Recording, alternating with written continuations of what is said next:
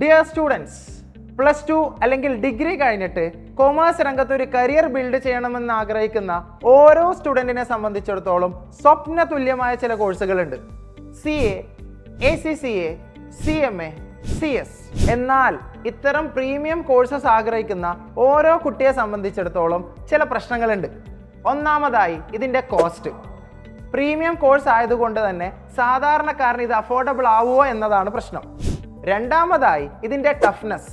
Job guarantee ഉള്ളത് കൊണ്ട് തന്നെ ഇത്തരം കോഴ്സസ് ഭയങ്കര ടഫ് ആയിരിക്കില്ലേ എന്നതാണ് മറ്റൊരു കൺസേൺ.